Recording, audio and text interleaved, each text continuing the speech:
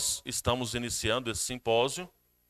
Esse ano, nós, então, vamos falar da teologia prática sobre pessoas com deficiência, inclusão, a igreja e inclusão de pessoas com deficiência. Então, para a abertura deste simpósio, é importante que antes de nós falarmos de práticas, é importante que nós tenhamos um parecer teológico. A Bíblia fala alguma coisa sobre isso? Porque durante a semana, o pessoal que vai vir, eles estão muito inseridos na prática, né? São pessoas, doutores, mestres, especialistas, que estão inseridos na prática da igreja. E, logicamente, também que eles vão levantar várias questões e princípios bíblicos aqui também. Mas, antes de nós ouvirmos essa questão da prática, do que a igreja já está fazendo, ainda acredito que bem pouco, mas nós podemos, e esta é uma preocupação, nós estamos aqui por causa desta preocupação também. Nós podemos fazer muito, temos muito o que melhorar dentro desta abordagem como igreja e também no entendimento bíblico porque isso, se estiver respaldado na teologia bíblica, isso vai avançar de uma forma melhor no que diz respeito às práticas. Então, para fazer a abertura aqui, eu fiquei com essa responsabilidade, acredito que todos aqui já me conhecem. Eu sou o pastor Elmer, a minha formação é em teologia, eu não tenho nenhuma outra formação na área toda a minha formação é em teologia mesmo, mestrado em ciências da religião, pós-graduações em teologia bíblica e graduado, formado aqui por esse seminário em teologia e graduado em teologia também. Então, por isso a minha abordagem aqui, apesar de ser também um pastor de campo e tenho também essas preocupações e estou fazendo todas essas reflexões também para a minha realidade e o que pode ser feito também dentro do tema, mas a minha preocupação aqui com vocês é mesmo a teologia bíblica, nós apresentarmos aqui um conceito bíblico sobre o tema. Além de vocês que estão aqui, nós temos também alunos em sala de aula. Nós temos o curso Formação em Teologia e os alunos nos acompanham também aí em uma transmissão para eles. O evento aqui vai ser todo filmado e depois vai sendo disponibilizado no canal do YouTube da educação da igreja. Mas para hoje nós temos alunos em sala de aula que toda segunda-feira eles já estão em sala de aula estudando. Então hoje também eles estão nos acompanhando aí ao vivo. O tema que eu vou falar com vocês então é pessoas com deficiência à luz da Imago Dei. Esse é o tema que será tratado nesta primeira aula. E aqui eu já então começo definindo o que é Imago Dei. Esta é uma palavra do latim e que é usada muito na teologia para a expressão imagem de Deus. Então isso que significa Imago Dei. Nós temos a nossa tradição da língua portuguesa, a nossa origem da língua portuguesa é do latim. Nós, brasileiros, na tradição católica, utilizamos durante muitos anos a tradução do latim, que é a chamada Vulgata. Então nós temos muitas palavras na teologia que usam a língua, o idioma, o latim, para fazer abordagens bíblicas e teológicas. Então a Imago Dei é uma destas palavras, é uma expressão que significa imagem de Deus. E esta palavra, ela ocorre apenas em Gênesis, no capítulo 1. Não tem nenhum outro lugar que usa na Bíblia esta palavra. Apenas em Gênesis, capítulo 1. Porém, o conceito que é apresentado em Gênesis, no capítulo 1, ele é importante para que se possa entender a natureza humana e a relação entre Deus e o homem. Então, esse é um tema importante, teologicamente amplo, amplamente discutido. Então, em Gênesis 1, 26, diz: façamos o homem a nossa imagem, a nossa semelhança. E aqui nós já temos, então, uma declaração direta que confirma que os seres humanos foram criados à imagem e semelhança de Deus, ou para refletir a imagem e semelhança de Deus. Agora, o que isso significa? O que significa ser a imagem e semelhança de Deus? Então vamos definir, responder essa pergunta, primeiro entendendo o que não é ser imagem e semelhança de Deus. Então, por exemplo, alguns pregadores dizem assim: olhe para o irmão que está do seu lado, ele é imagem e semelhança de Deus. Certamente não é fisicamente falando. Não é. Tem alguns até que dizem: olha como ele é bonito, o irmão que está do seu lado. Vai depender de quem está do seu lado. Quem estiver do seu lado pode achar que de fato é bonito ou não. Mas não se trata fisicamente de ser imagem e semelhança de Deus. Porque já vamos trazer o tema nosso aqui. Se for fisicamente, e as pessoas com deficiência? E a pessoa que tem cegueira, que é surdo, que é coxo, por exemplo, que tem um problema, falta uma parte do seu corpo. Se for fisicamente, então, quando a Bíblia diz que o homem é a imagem e semelhança de Deus, não é fisicamente. E também não é o padrão fisicamente. Não é fisicamente, porque Deus não tem várias cores de cabelo, ou altura, ou cor dos olhos, ou não enxerga, não é isso. Mas é porque tem 2 olhos, 2 ouvidos, boca, nariz. Então também não daria para dizer isso, porque nós encontraríamos um certo problema com pessoas com deficiência. Como explicar para aquela pessoa que ela não é a imagem e semelhança de Deus, por causa de alguma deficiência que ela tem? Então não se trata de físico. Eu estou dizendo assim, no próprio entendimento bíblico, quando Deus disse que ele fez o homem à imagem e semelhança dele, não se trata de questões físicas. É até importante dizer aqui que na ordem aqui que apresenta o homem, antes de criar o homem, na apresentação aqui do Gênesis, antes de criar o homem, Deus já falou como ele fez o homem. Só depois de falar como ele fez o homem, é que tem o relato de que foi criado do pó da terra e foi moldado.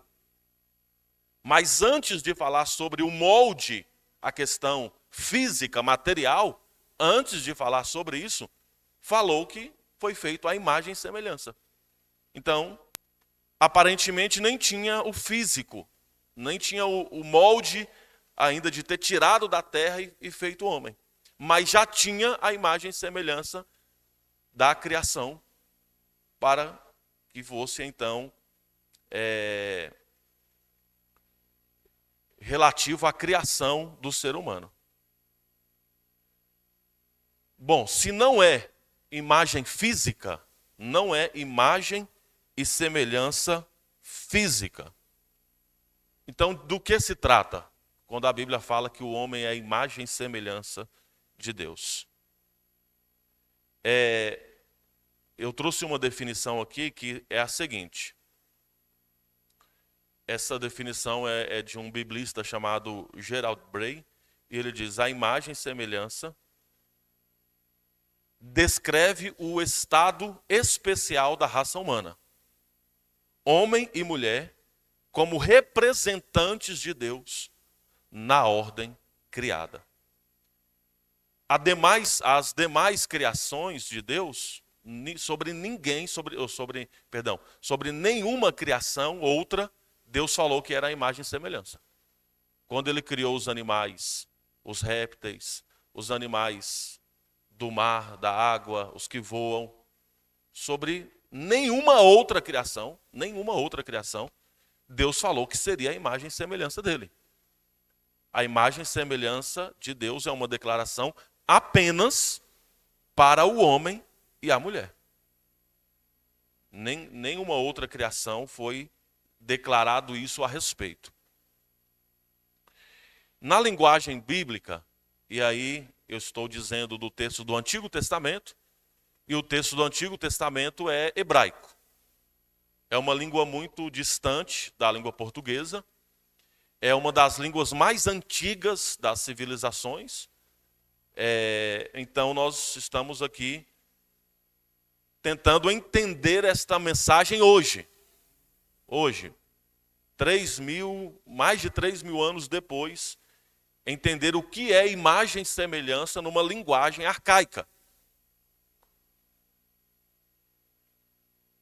Imagem e semelhança, na linguagem hebraica, elas parecem mais ou menos assim sinônimos. Esse é o entendimento que se tem hoje na maioria dos biblistas, dos filólogos, dos hebraístas, é que imagem e semelhança tem o mesmo sentido, está trazendo o mesmo sentido, como se fossem sinônimos.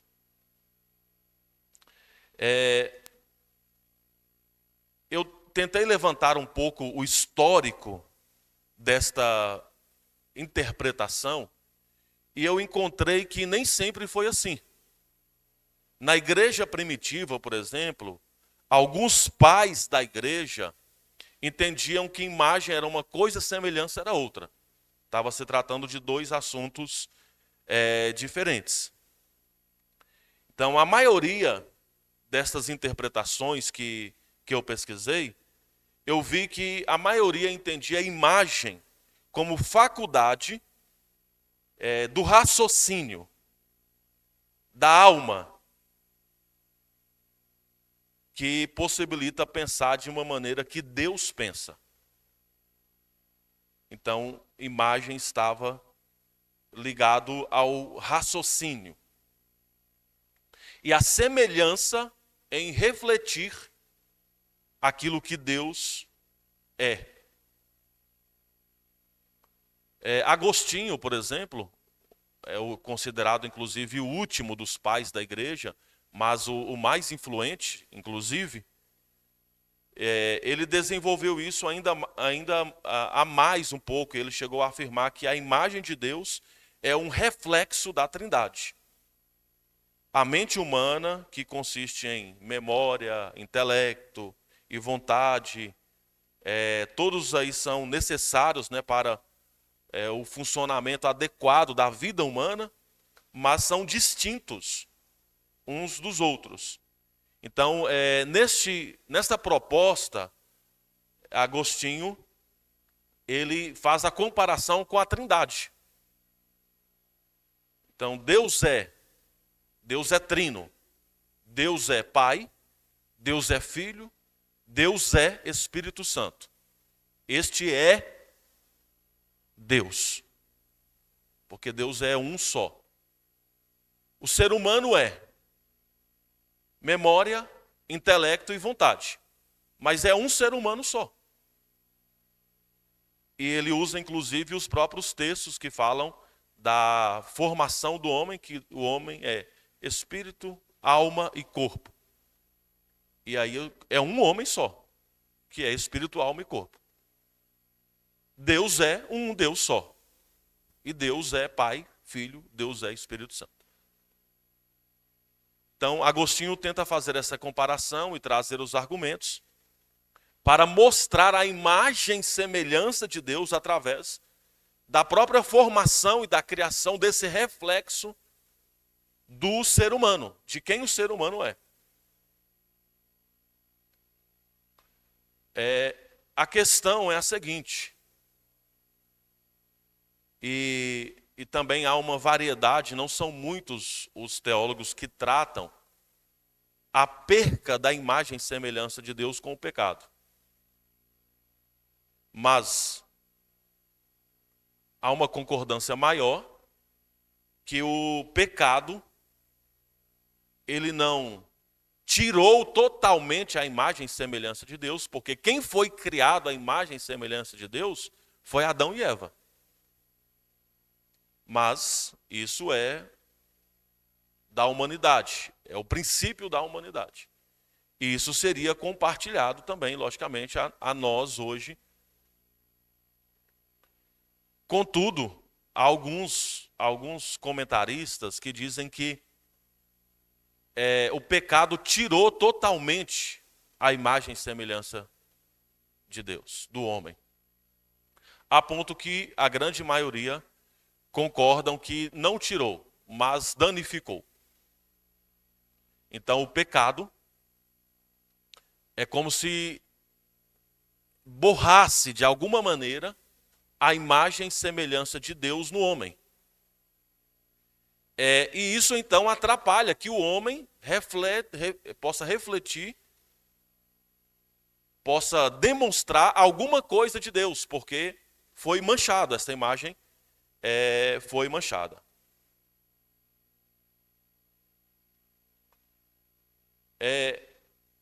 Ainda sobre esse conceito da imagem e semelhança, há também uma linha de pensamento que diz que a imagem e semelhança refere-se, primeiramente, a governar sobre a ordem da criação que foi confiada à raça humana e que não foi removida. Essa imagem e semelhança não foi removida. Né? Porque se for isso mesmo, então não faz sentido, de fato, de a queda, o pecado, ter manchado isso ou ter sido tirado do homem a imagem e semelhança, porque o homem continua até hoje governando na terra. O homem inclusive, teologicamente, tem alguns que dizem que o homem é o gerente da criação. Deus deu essa ordem para o homem, para que ele possa gerenciar a criação. Só que, também, se a gente for ver, o homem está gerenciando bem a criação? Ele está cuidando bem da criação? Ele está governando bem sobre a criação? Então, há de se concordar que se não foi removida, também foi pelo menos manchada. Porque o homem não cuida bem da criação. Eu estou falando desde jogar um lixo na rua, que nós deveríamos cuidar da criação, da terra, até desmatamento descontrolado, não para um benefício, mas para produzir riqueza, e tudo vem da terra. Então, o homem cuida bem da criação, ele está gerenciando bem, porque de fato Deus deu essa responsabilidade para o homem. A igreja deveria ser a que tenha mais consciência sobre o cuidado com a criação. Porque esta imagem e semelhança já foi restaurada em Cristo. Se ela foi perdida ou se ela foi manchada, o Novo Testamento apresenta claramente a restauração da imagem e semelhança. Como é restaurada a imagem e semelhança de Deus no homem? Então, voltando aqui ainda para o Gênesis,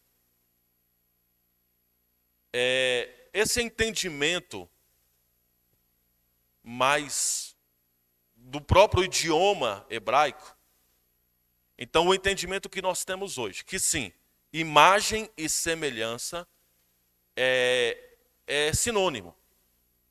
Está falando, está tratando do mesmo assunto.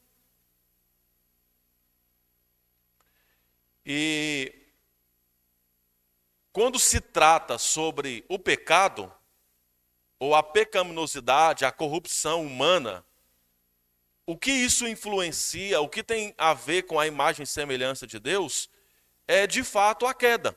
É o pecado que entrou no mundo e a partir dali, esta imagem, ela foi de fato danificada. Veja que ela foi danificada, aí o argumento por que, de fato, eu acredito que ela não foi perdida. Porque na continuidade dos textos bíblicos, continua tratando o assunto imagem e semelhança de Deus. De certa forma, o assunto continua sendo abordado pela Bíblia. E quando fala no Novo Testamento, já fala de uma restauração. Ou seja, como se de fato foi danificado esta imagem e semelhança. Então observe aqui, Gênesis, por exemplo, no capítulo 9, ainda em Gênesis, depois do pecado, depois da queda.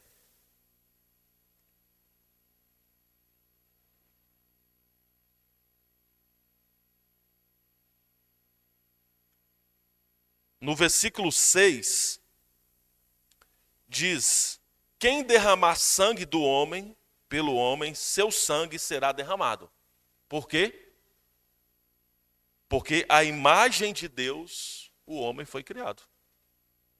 Então o pecado já tinha acontecido. Adão e Eva já tinham pecado.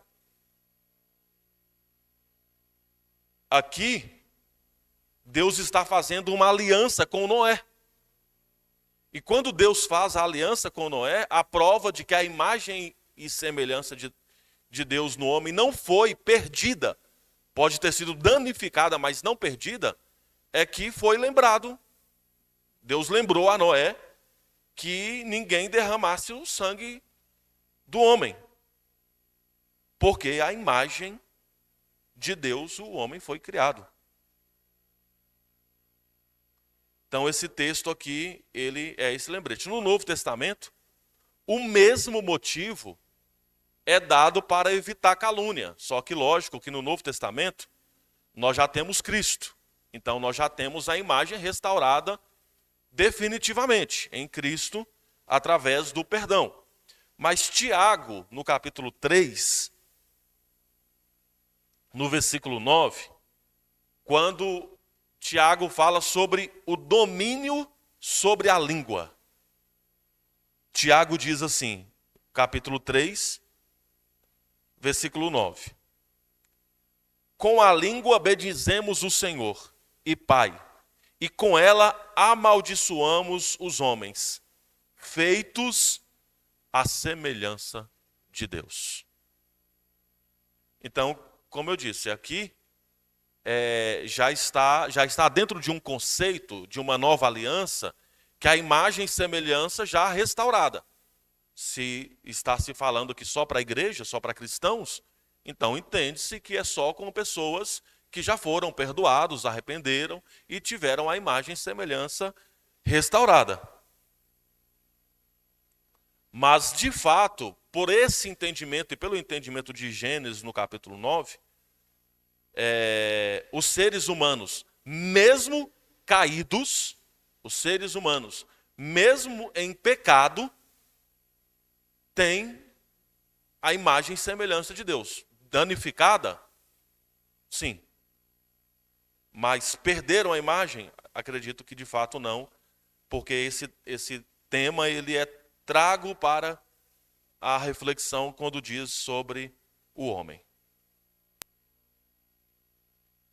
Então, esse danificado, essa imagem e semelhança arranhada, é que produz uma rebelião, que produz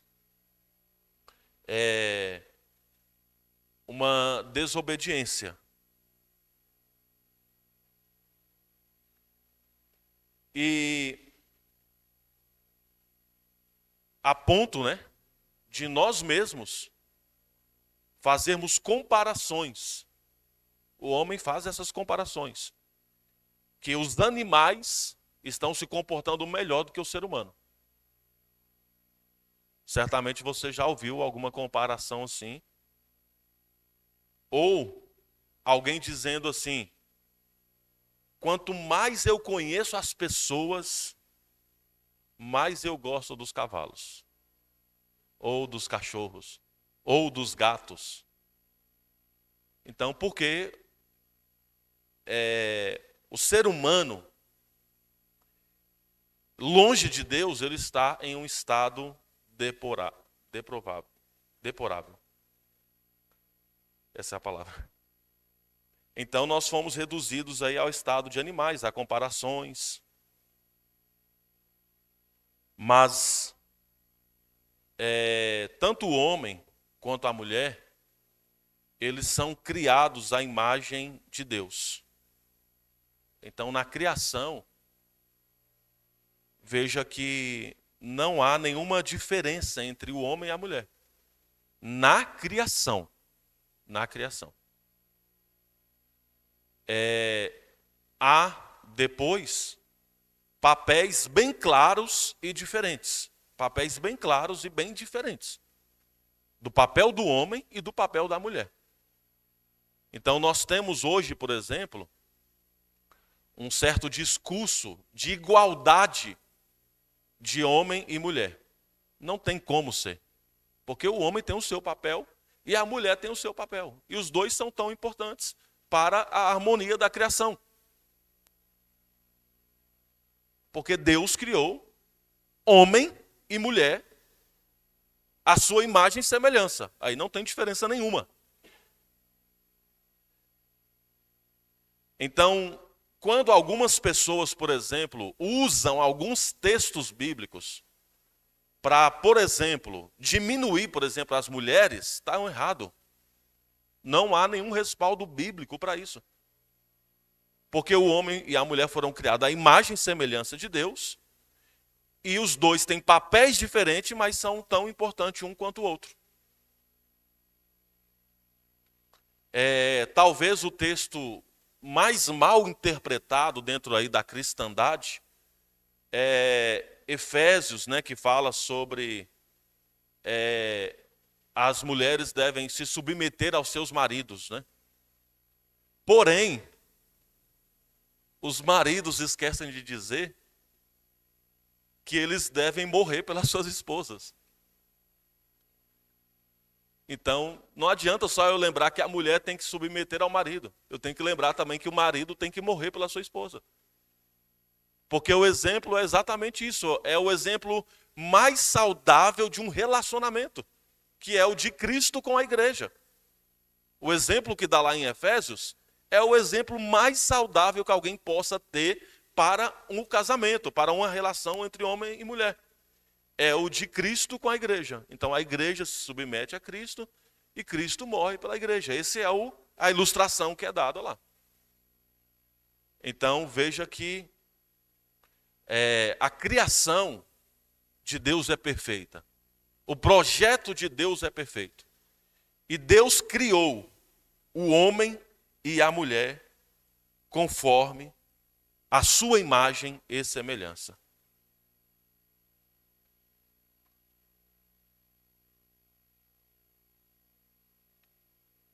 Então, só para deixar bem claro, porque aí nós vamos avançar aqui no tema da deficiência. O que a Bíblia diz, então, sobre essa questão da deficiência?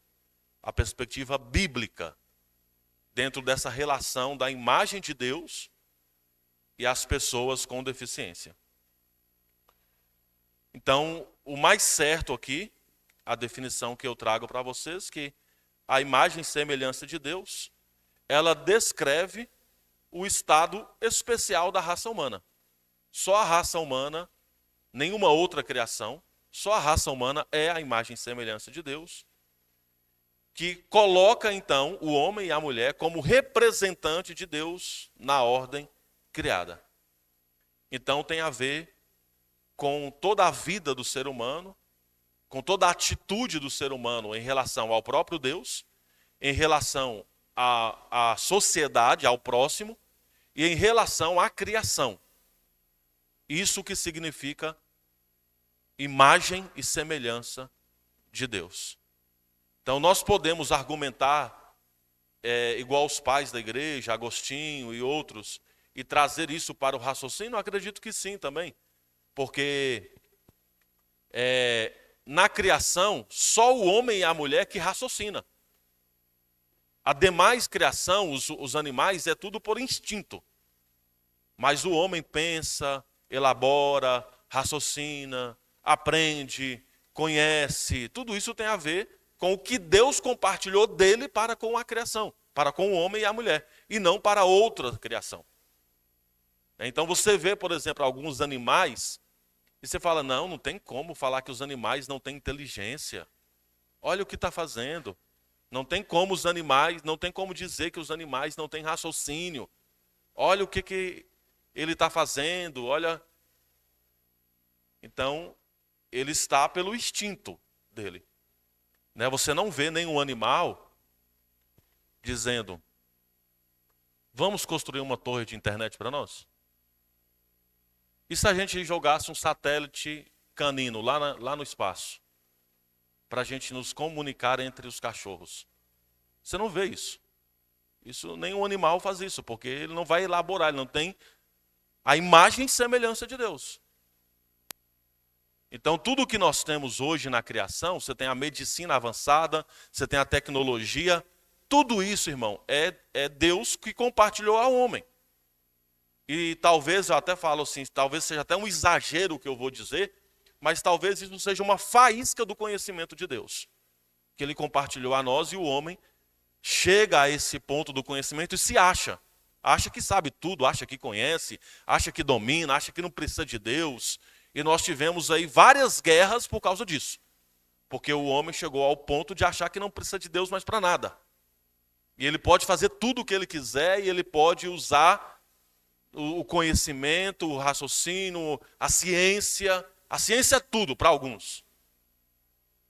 Mas isso talvez só seja uma pequena gotinha do conhecimento de Deus que está compartilhando ao homem. E o homem também fazendo mau uso disso. Então, a imagem e semelhança de Deus é muito além, não tem nenhuma relação física, é algo muito além, tem a ver com toda a dinâmica da criação, com toda a ordem da criação, com tudo aquilo que representa a ordem criada de Deus, e o homem, e o homem e a mulher, imagem e semelhança de Deus, nesse papel, num estado especial da raça humana, da criação de Deus.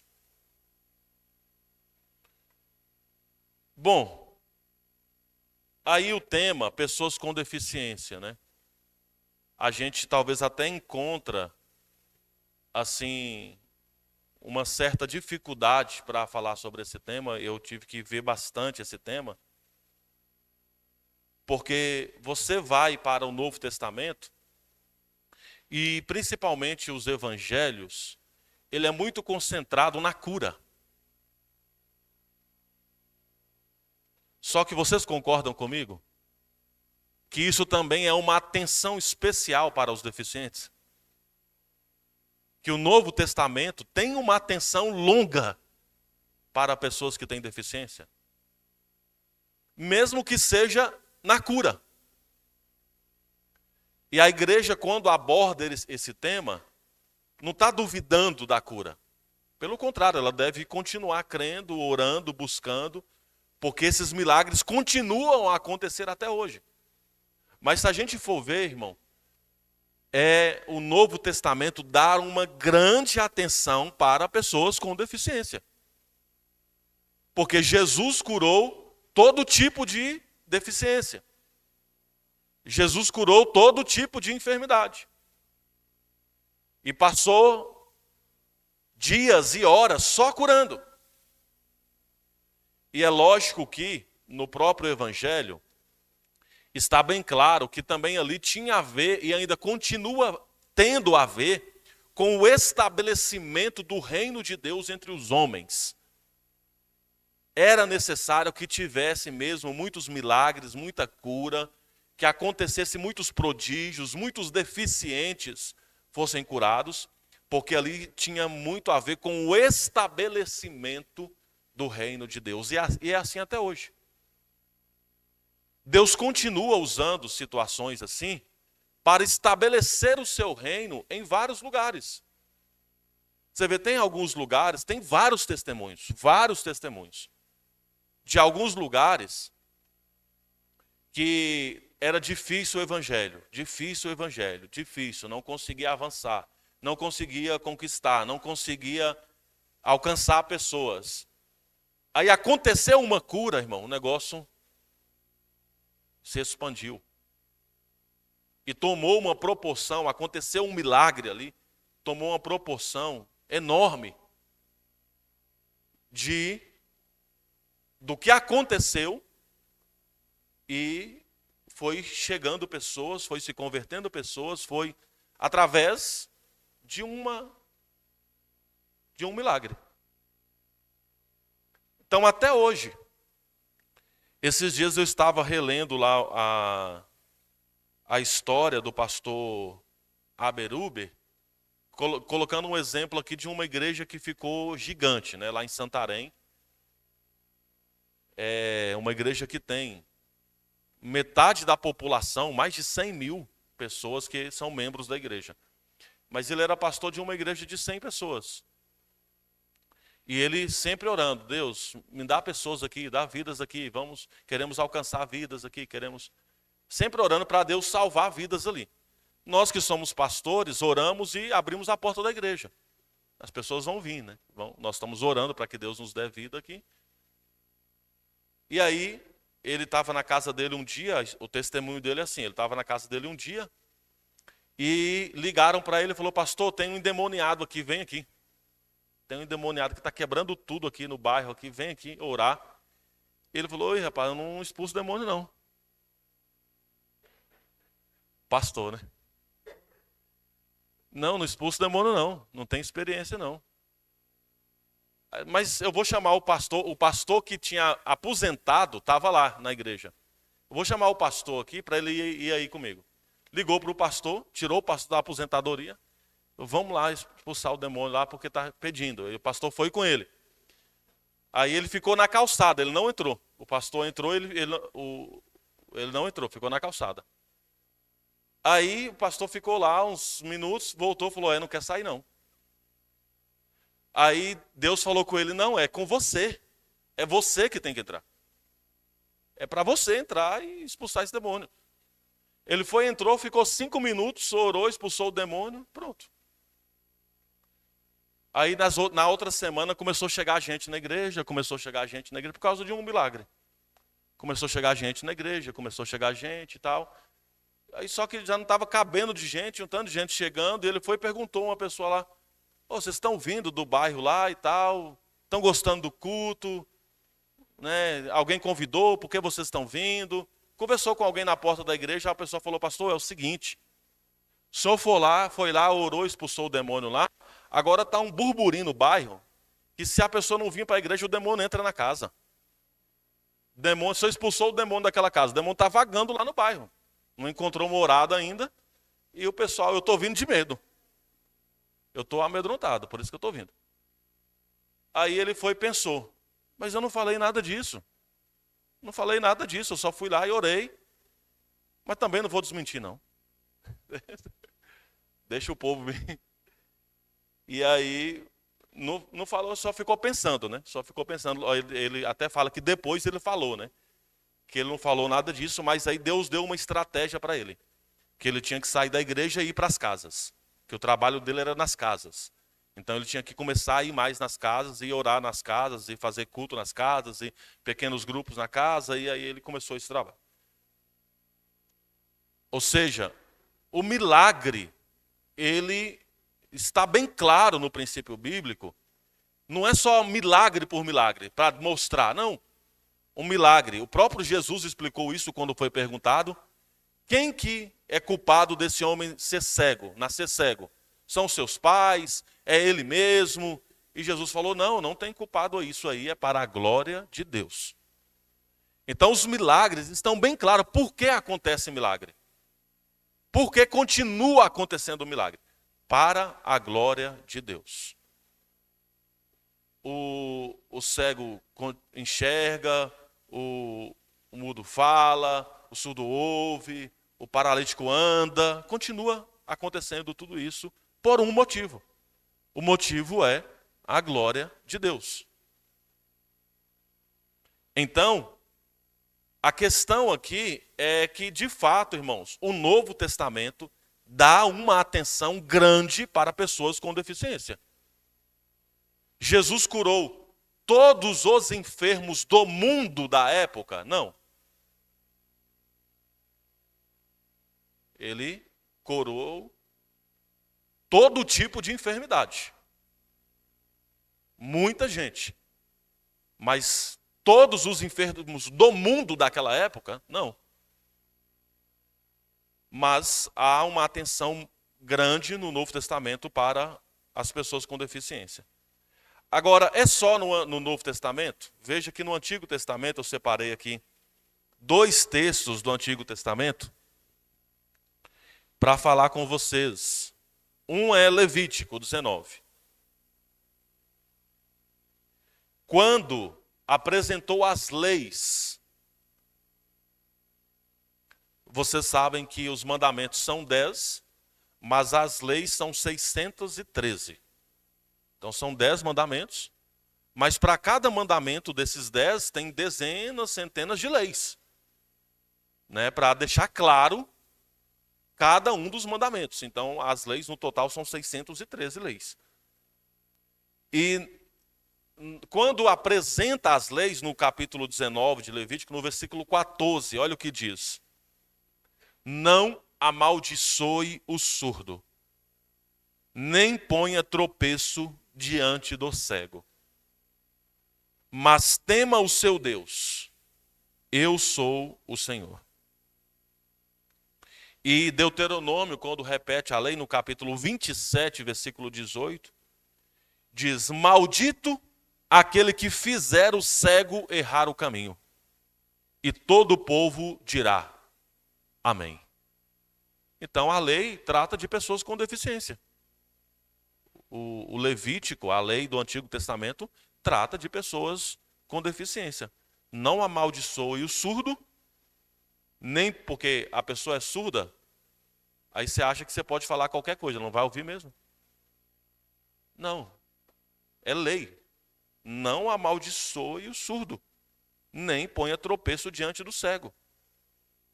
Mas tema o seu Deus. Veja que isso está associado ao temor a Deus. Como tratar a pessoa com deficiência? Está associada ao temor que nós temos a Deus. E até chega no Deuteronômio dizer que maldito aquele que fizer o cego errar o caminho. E todo o povo dirá amém. Então veja que está totalmente ligado a essas questões aí de deficiência ao princípio bíblico de temor e de obediência, de respeito a Deus. Nós temos aí muitas deficiências. Durante essa semana de estudos, vai ser falado, especialistas que trabalham, né, com surdos, mudos, inclusive nós temos um aqui, né, o Júlio, que é especialista também no trabalho com surdos e mudos também, já há bastante tempo, né, até dar aula também, né, de Libras. Então, durante a semana nós vamos ter aqui né, especialistas, pessoas que atuam na área, inclusive atua em redes públicas, né? Nós vamos ter aí a doutora Aline, a Mari, atuam em redes públicas, trabalham no Estado.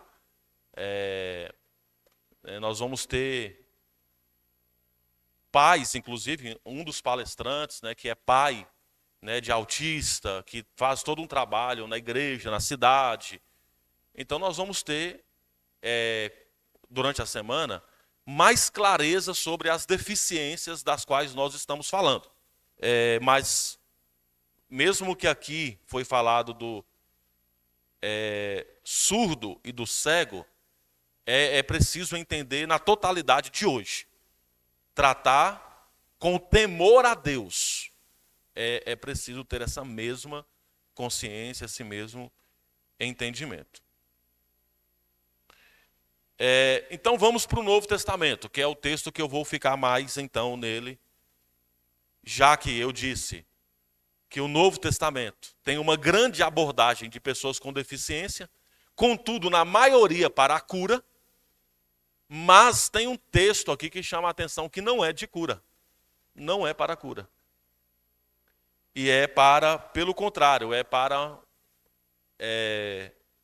uma festa, para a grande ceia.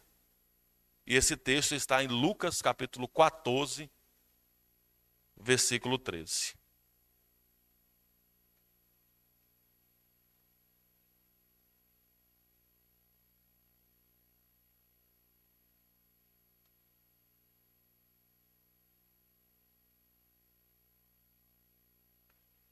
Lucas 14, versículo 13, eu vou ler apenas o versículo, mas o contexto aqui fala sobre a parábola do grande banquete.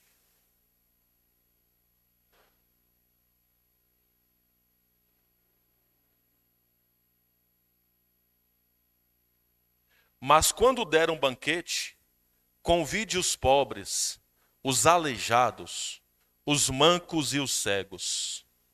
Esse é o versículo 13. O 14 diz: feliz será você, porque estes não têm como retribuir. A sua recompensa virá na ressurreição dos justos. Então veja que aqui Jesus está na casa de um fariseu, o capítulo 14. Pela ordem costumeira, um anfitrião sempre convida seus amigos para o banquete. Isto é dentro da tradição do Novo Testamento, que tem também um resquício da tradição grega. O próprio poeta grego Hesíodo, ele tem uma frase que ele diz: quem te ama, vê se é válido para hoje essa frase. Quem te ama, esse te convida para um banquete. Né? Vamos colocar assim: quem te ama, esse te convida pelo menos tomar um cafezinho, né? Uma refeição. Então, por quê? Essa questão do amor estava ligado a sentar à mesa. Estava ligado a sentar à mesa. Quando você senta na mesa com alguém para tomar um café, para almoçar, isso é um ato de amor. Isso significa que há uma relação de amor, de comunhão. Então, essa era uma regra, isso era uma frase estampada pelos gregos. E o Novo Testamento tem essa influência também, apesar de estar muito na tradição judaica. Na tradição judaica, na verdade, ela expande um pouco esse conceito. Esse conceito, ele demora mais, é muitas refeições. É aquele negócio de comer 1 quilo de sal. Essa pessoa já comeu 1 quilo de sal com você? Então, não é que ela sentou, você pegou um pacote de sal, colocou ali na mesa e ficaram comendo. Né? Isso quer dizer que a soma de todas as refeições que vocês fizeram junto dá 1 quilo de sal. Então, é muita refeição. Bom, espero, né, que não tem ninguém exagerando no sal aqui, pelo bem da sua saúde também. Mas Isso quer dizer que já fez muitas e muitas refeições juntas. Então, a tradição judaica ela já expande um pouco mais essa questão de convidar os amigos para um banquete. Aí entra a questão.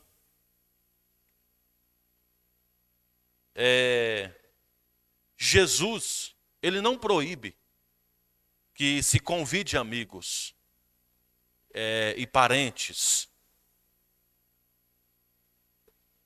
Tem aqui, dentro desse contexto do capítulo 14, Jesus ali na casa deste fariseu, tem o princípio que Jesus sempre lembra sobre a questão da refeição. Né? Não esbanjar comida ao bel prazer, não distribuir apenas a pessoas ricas, mas também pensar nos pobres.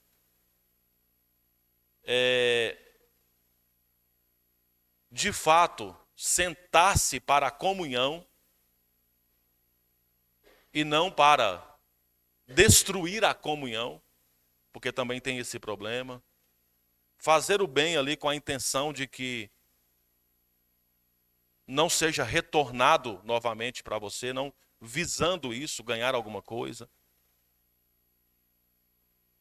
Então, a motivação de Jesus, ela acaba desvendando ali, de fato, um verdadeiro anfitrião, que espera uma retribuição para fazer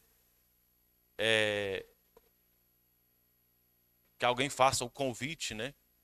Que Jesus faça o convite que ele recebeu.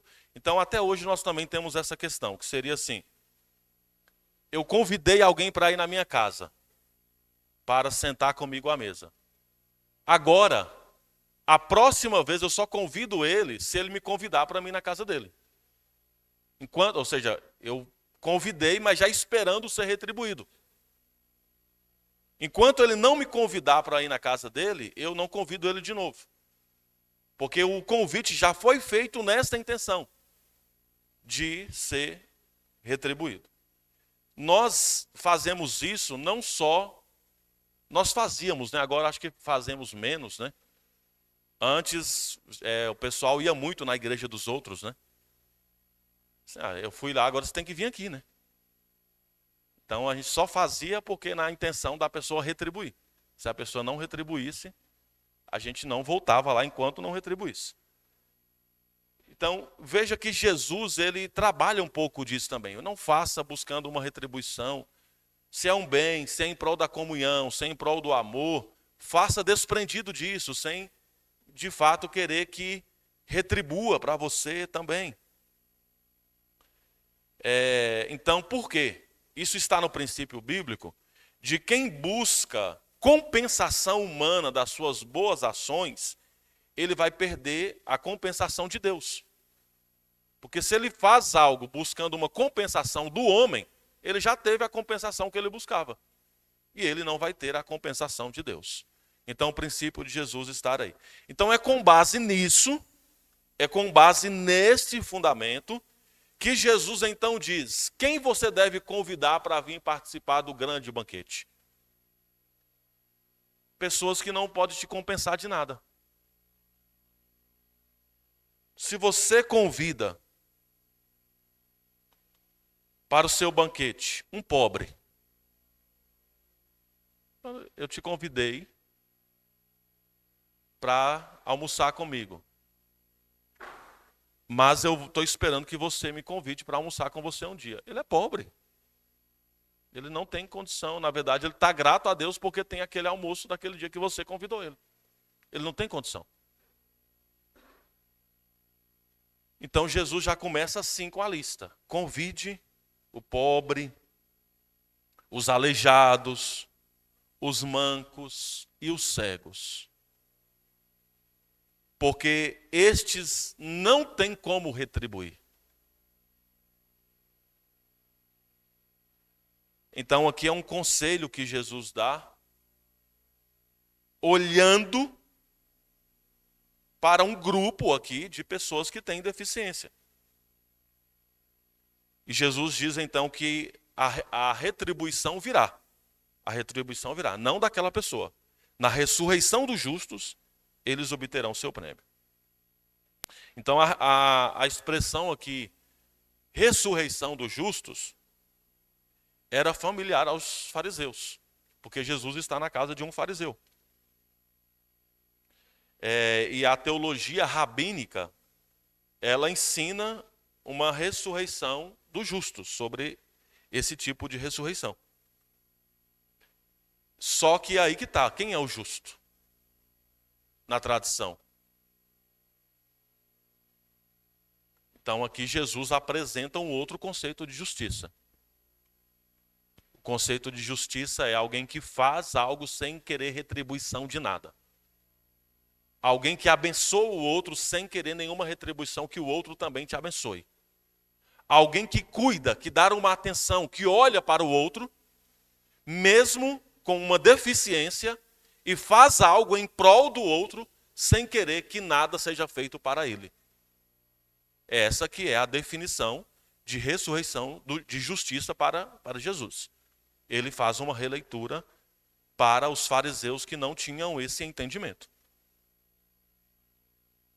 Então, é assim, irmãos, que nós devemos, então, à luz da teologia bíblica, para concluir aqui esse estudo, à luz da teologia bíblica, é assim que nós devemos entender as pessoas com deficiência, porque uma pessoa com deficiência, ela é igual você, sem diferença nenhuma, à imagem e semelhança de Deus. Não tem diferença nenhuma. E então você deve tratar essa pessoa com a justiça de Deus, não com a sua justiça. Com o conceito de Deus, não com o seu conceito. Com o entendimento de como Deus entende, para trazer essas pessoas para o grande banquete, sendo elas, aqui não é para curá-las. Veja que Jesus não está dizendo, traga elas para serem curadas. Não, traga elas para participar da mesa do grande banquete. Ser curado ou não, isso é também da direção de Deus. A igreja precisa atentar a isso. A igreja precisa assumir esse compromisso de que não vai tratar ninguém com nenhuma diferença, mas com o amor devido que foi tratado pelo próprio Deus na sua vida e será compartilhado por você pelo outro. Então, eu concluo aqui dizendo que a imagem de Deus tem implicações importantes para a nossa vida. Ela nos lembra que somos criaturas com um diferencial, com uma maneira diferente da criação, amadas por Deus. Também nos lembra que somos responsáveis por refletir a natureza e a imagem e semelhança de Deus no mundo. Quando nós vivemos de acordo com a imagem, porque foi restaurada em Jesus, o que nós somos? Nós somos misericordiosos, compassivos e justos. Também somos criativos, inovadores, produtivos. Você provavelmente deve conhecer várias pessoas que têm deficiência e que é criativo, que é inovador, que é produtivo.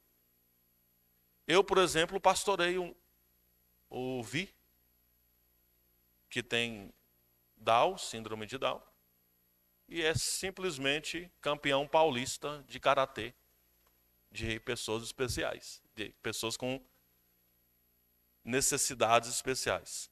Na verdade, a gente tem que entender o termo, com deficiência, né? A Aline vai chamar a atenção nossa amanhã um monte aí para não errar o termo também. Pessoas com deficiência. E tá lá, é um adorador, participa do Ministério de Teatro, Coreografia. Então, uma pessoa criativa, inovadora, produtiva. Ah, tem limitações. Você não tem, não? Porque eu tenho um monte. tenho várias limitações também, como todo ser humano tem. Então, como nós podemos refletir a imagem de Deus em nossa vida? A grande questão é essa. Como igreja, amando a Deus de todo o nosso coração, alma e mente, amando as pessoas, servindo ao nosso Deus, sendo misericordioso, compassivo, justo, sendo criativos, produtivos. Não importa a deficiência que a pessoa tenha, ela tem que ter o amor da parte de Deus, fazendo a diferença no mundo.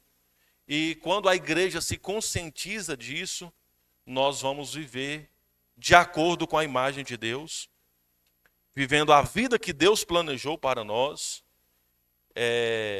vivendo o propósito e a alegria do Senhor, e sempre incluindo pessoas no amor de Deus, né, com as deficiências e as dificuldades que todo ser humano tem.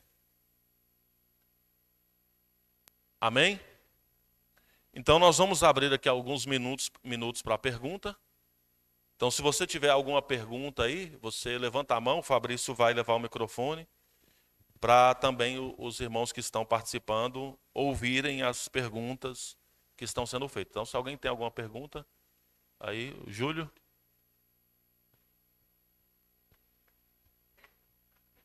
A paz do Senhor a todos. Eu sou o Júlio, sou do Avivamento Bíblico do Jardim Calux, né?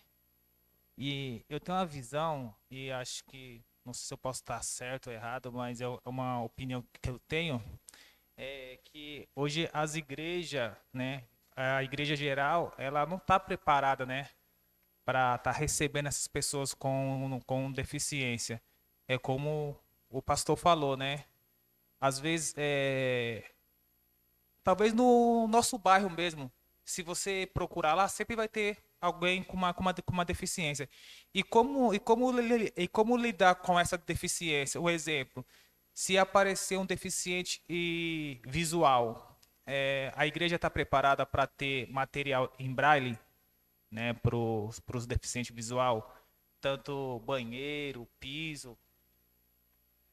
É uma ótima pergunta, inclusive é tema aqui também de uma das nossas palestras, né? Mas eu diria que não, né? Nós não estamos preparados, mas é importante que cada vez mais é urgente, né? Que a igreja se prepare para atender, né, as pessoas com deficiência. Então, até mesmo tem uma irmã da nossa igreja lá do Maranhão.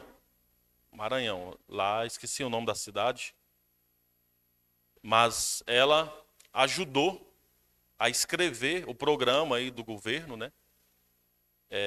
Ela foi uma das especialistas ali que ajudou compôs a equipe do governo que ajudou a escrever as orientações que nós temos hoje sobre pessoas com necessidades especiais. Porque tem todo um programa, né, para atender essas pessoas. E eu assisti uma palestra dela em nossa igreja, ela estava lá em Palmas com os líderes, e ela dando dicas assim, até mesmo de coisas simples que ninguém tem instrução. Então não é só, por exemplo, uma pessoa que tenha deficiência visual. Ela ouve, ela fala, mas ela tem deficiência visual. Até isso nós não sabemos como conduzir a pessoa, né, ao lugar aonde ela vai sentar. Ou comunicar para ela, e ela explicando coisas simples. Se coloca ao lado da pessoa, fala, olha, meu nome é Elmer, tenho 1,80 m de altura, estou vestido com a camisa azul, estou ao seu lado, e conversar com a pessoa se apresentando, né? Lá na frente tem o púlpito, e explicando aonde a pessoa está. Então você pode me acompanhar, que eu vou conduzir você até o lugar, e a pessoa coloca a mão no seu ombro, coisas que é um treinamento que a gente não tem noção nenhuma, a gente não sabe nem o mais simples, que talvez seja um deficiente visual, a gente não tem nenhum tipo de treinamento para atender uma pessoa, para conduzir ela a um lugar, para ela tomar assento, né? Então, de fato, a gente precisa, né, pensar isso cada vez mais, até mesmo porque eu, por exemplo, pastorei uma igreja que foi construída em 1980. Então, não tinha exigência nenhuma. Só que agora eu estou com um projeto novo de construção. Eu não vou ter nenhuma obra aprovada se não tiver acessibilidade. Já é lei, já é exigência. Então, eu não vou ter nenhuma obra ali aprovada se não tiver dentro desse padrão das exigências. Então, eu acho que também é muito disso, né? Pega um exemplo aí da congregação onde você está. As congregações são muito antigas, não tinha nenhum tipo de exigência e às vezes foi construído sem pensar nada. E agora tem que ficar refazendo o caminho, né, para adequar, e que é importante, mas eu acho que nós não estamos preparados mesmo. Mais alguma pergunta?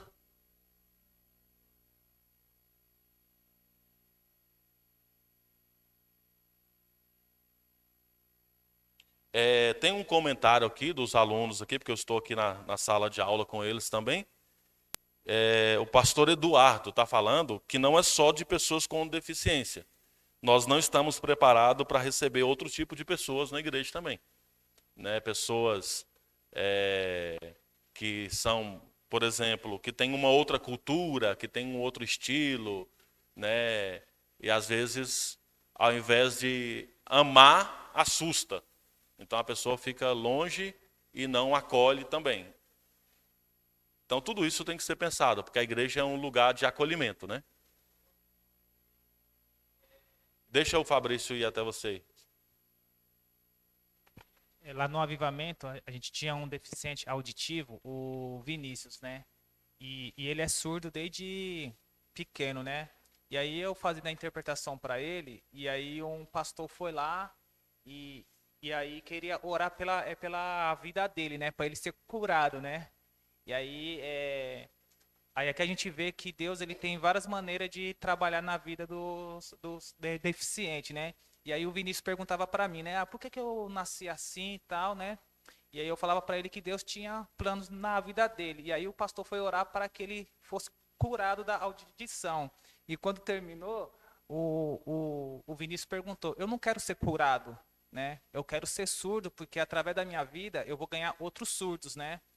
E aí foi que aconteceu, né? Através do Vinícius, ele começa a arrastar, chamar as pessoas que têm a deficiência auditiva, começa a evangelizar, né? Na língua de sinais. Então, assim, às vezes a pessoa quer orar e quer que ele seja curado, mas na verdade Deus usa o deficiente para ganhar outras pessoas, né? Sim. Então, é uma experiência que eu já tive com ele, né? Sim. Eu dei aula aqui, né, no curso pastoral, alguns anos atrás, acho que uns 10 anos atrás, para o presbítero Adilson, né? Ele é deficiente visual, presbítero da igreja.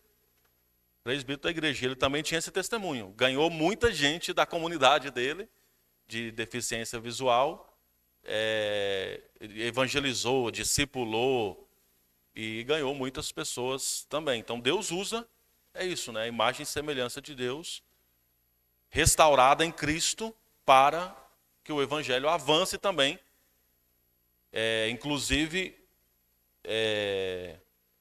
Hoje, inclusive, missões, irmãos, trata deficientes como povo não alcançado, sabia disso? Agências missionárias tratam pessoas com deficiência dentro dos povos não alcançados. Porque é uma comunidade enorme e poucos alcançados ainda. Então há muito trabalho para ser feito para que a igreja avance, né? O pessoal está escrevendo aqui, na verdade a igreja tem deficiência em várias áreas, né? São várias áreas que nós precisamos melhorar.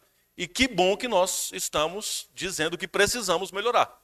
Porque a melhora começa onde? No geral, a melhora começa na congregação. É na congregação que começa a melhora. né? Se nós, em cada congregação, fizermos algo, isso vai melhorando, isso vai tomando proporções maiores, né? Nós, por exemplo, no geral, as revistas de escola bíblica atual, todas elas já estão em audiobook. Curso Vida Abundante já está em audiobook. A pessoa ouve, consegue, ela é deficiente visual, mas ela consegue ouvir, ser evangelizada, ser ganha para Cristo através do curso Vida Abundante, que é um curso de evangelismo. Está tudo em audiobook hoje. Tem tudo no nosso canal em audiobook. Material de escola bíblica. Tem de adolescente, tem de jovem, tem de adulto, em audiobook. Para a pessoa estudar também. Tem na sala de aula uma pessoa que tem deficiência visual. Espera aí que tem o material para você aqui também. Então, no geral, tem poucas ações. Mas eu acho que a maioria das ações é nas congregações. Onde está acontecendo a maioria das ações é nas congregações, onde já estão sendo feitos trabalhos para tentar alcançar um povo não alcançado, que é as pessoas com deficiência. À luz do conceito bíblico, elas precisam ser alcançadas, elas merecem estar à mesa para participar do grande banquete e elas estão sendo convidadas pelo próprio Jesus para vir participar. Amém? Podemos encerrar a questão ali, Jurandir?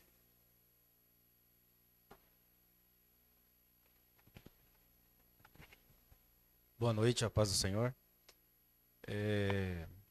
Há um tempo atrás, em uma outra denominação a qual fiz parte, conheci uma pessoa e ele comentou que há algumas igrejas que eles não aceitam pastores ou líderes ou pessoas que estão à frente de algum ministério serem deficientes. Depois que nós vimos um vídeo de um pastor que era cego, paraplégico, cego e paraplégico, isso.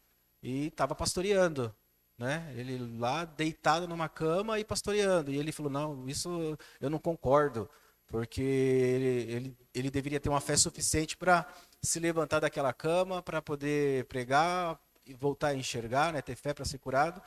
E a pergunta é, qual é a visão da igreja? Realmente alguém que tem deficiência não pode estar à frente de um ministério? No avivamento bíblico, não tem essa restrição. Há próprio exemplo aqui do presbítero que eu disse aqui, né, da nossa igreja. Eu estou dizendo esse presbítero que tem deficiência visual, é um presbítero da denominação, então não tem esse tipo de restrição, não. A pessoa é chamada, é vocacionada, então ela pode exercer o ministério, sim.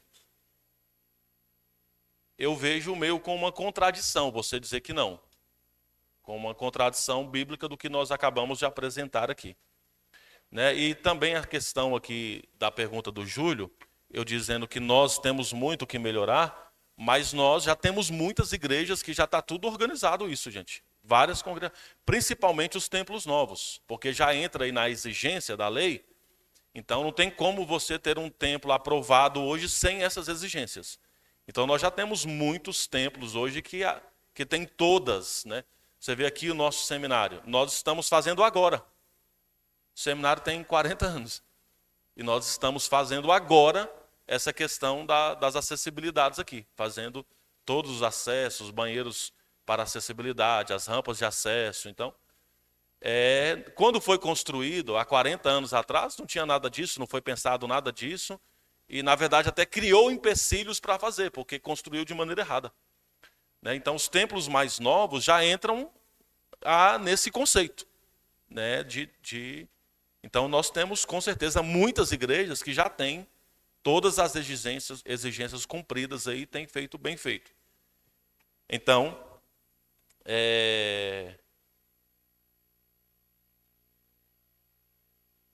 na nossa igreja, tem um exemplo, não sei se o pastor Celso vai me ajudar a lembrar aí, do pastor lá que era evangelista lá entre os indígenas lá, né? Vigílio Rosa, um grande pastor na nossa igreja, tinha deficiência visual e um ganhador de almas. A história dele assim é impressionante, trabalho entre indígenas, tribo indígenas, e um pastor da igreja, um evangelista da igreja com deficiência visual, voltando aqui à pergunta aqui do Jurandir.